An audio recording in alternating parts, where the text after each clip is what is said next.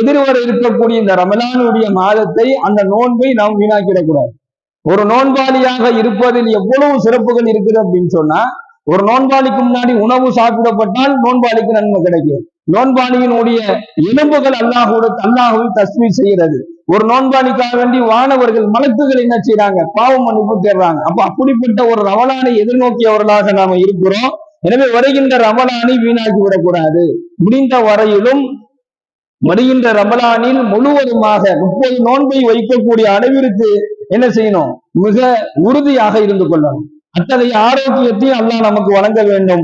நன்மைகளையும் அல்லாஹ்வினுடைய நேசத்தையும் பெற்றுத்தரக்கூடிய ஒரு சிறந்த ஒரு அமல் தான் ரமலான் மாதத்தில் வைக்கக்கூடிய நோன்பு என்பதாக ஸல்லல்லாஹு அலைஹி வஸல்லம் சொல்றாங்க. எவர் ஒருவர் ரமலானுடைய மாதத்தை அடைந்து அந்த மாதத்திலே எந்த விதமான சூழல்களிலும் என்ன செய்யறாரு, நோன்பை விடக்கூடிய காரணங்கள்